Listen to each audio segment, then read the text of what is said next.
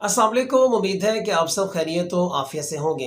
आज की इस वीडियो में मैं आप लोगों के साथ हलाकू खान की बेटी और एक मुस्लिम आलिम दीन का मुकालमा आप लोगों के साथ शेयर करूंगा। बहुत इंटरेस्टिंग मुकालमा है। हलाकू खान की बेटी के सवालात भी कमाल के थे, जबकि मुस्लिम आलिम दीन ने जिस तरीके से उनके जवाबात दिए और हलाकू खान की बेटी को जिस तरीके से लाजवाब किया, ये सब सुनने वाला है। और फिर इस मुकालमे के लास्ट पर मुस्लिम आलिम दीन ने मुसलमानों को जो नसीहत की, वो नसीहत भी सुनने वाली है। हलाकू खान की बेटी बज़ाते खुद एक बहुत बड़ी जंगजू थी अपने बाप की तरह। इस टॉपिक पे फिर कभी वीडियो बना के मैं आप लोगों के साथ शेयर करूंगा, लेकिन आज की इस वीडियो में हम सिर्फ और सिर्फ फोकस करेंगे हलाकू खान की बेटी और मुस्लिम आलिम दीन के दरमियान जो सवाल जवाब हुए, उन सवाल जवाब पर हम फोकस करेंगे। हलाकू खान की बेटी बगदाद शहर में गश्त कर रही थी। गश्त के दौरान लोगों के हजूम पर उसकी नज़र पड़ती है। अब हलाकू खान की बेटी जो उस वक़्त शहज़ादी भी थी, वो अपने सिपाहियों से पूछती है कि लोग यहाँ पर क्यों इकट्ठे हैं, क्यों जमा हैं।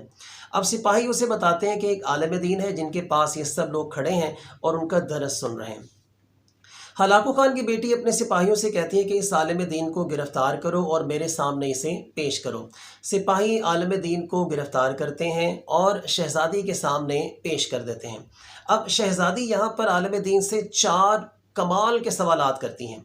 शहज़ादी पहला सवाल ये करती हैं आलिम दीन से कि क्या आपका अल्लाह पर ईमान नहीं है? आलिम दीन जवाब देते हैं कि हमारा अल्लाह पर ईमान है। अब शहज़ादी दूसरा सवाल करती हैं कि क्या आपका इस बात पर ईमान नहीं है कि अल्लाह जिसे चाहता है उसे गालिब कर देता है? आलिम दीन जवाब देते हैं कि हमारा इस बात पर भी ईमान है कि अल्लाह जिसे चाहता है उसे गालिब कर देता है। अब शहज़ादी तीसरा सवाल करती है कि क्या अल्लाह ने हम लोगों को तुम लोगों पर गालिब नहीं कर दिया? आलिम दीन जवाब देते हैं जी बिल्कुल कर दिया है। अब शहज़ादी यहाँ पे चौथा सवाल करती है कि क्या अब ये इस बात की दलील नहीं है कि अल्लाह हम लोगों को तुम लोगों से ज़्यादा चाहता है, तुम लोगों से ज़्यादा पसंद करता है, जिसकी वजह से अल्लाह ने हमें तुम लोगों पर गालिब कर दिया है। अब आलिम दीन यहाँ पर जवाब नहीं में देते हैं। अब शहज़ादी उनसे अगला क्वेश्चन करती है कि भी ऐसा क्यों नहीं है। अब आलिम दीन शहज़ादी से कुछ सवालात करते हैं और फिर शहज़ादी उसके जवाब देती हैं। आलिम दीन जो सबसे पहला क्वेश्चन करते हैं शहज़ादी से, हलाकू खान की बेटी से, वो ये था कि क्या तुमने चरवाहे को देखा है? अब शहज़ादी कहती है जी बिल्कुल मैंने देखा है। अब आलिम दीन उससे दूसरा सवाल करते हैं कि क्या चरवाहे ने अपने रेवड़ के पीछे कुछ कुत्ते रखे होते हैं? अब शहज़ादी जवाब देती है जी बिल्कुल रखे होते हैं। अब तीसरा सवाल आलिम दीन बहुत इंटरेस्टिंग करते हैं। वो कहते हैं कि अगर रेवड़ से कुछ बकरियां अलग होना चाहें, दूर जाना चाहें, चरवाहे की कस्टडी से बाहर जाना चाहें, रेवड़ को छोड़कर जाना चाहें, तो चरवाहा क्या करता है? अब शहज़ादी जवाब देती है कि जो चरवाहा है वो उनको एक मखसूस अंदाज में अपनी तरफ बुलाने की कोशिश करता है। अब आलिम दीन अगला क्वेश्चन करते हैं कि अगर वो बकरियां चरवाहे के बुलाने पर वापस ना आए तो फिर चरवाहा क्या करता है? अब शहज़ादी कहती है कि वो फिर चरवाहा अपने कुत्ते उन बकरियों के पीछे, उन भेड़ों के पीछे छोड़ देता है। अब आलिम दीन उससे अगला क्वेश्चन करते हैं कि वो जो कुत्ते हैं वो कब तक रेवड़ के पीछे पड़े रहते हैं, कब तक उन भेड़ों के पीछे रहते हैं? अब शहज़ादी जवाब देती है कि जब तक वो जो बकरियां हैं या वो जो भेड़ें हैं वो अपने रेवड़ में दोबारा वापस नहीं आ जाती, तब तक वो कुत्ते उनके पीछे पड़े रहते हैं।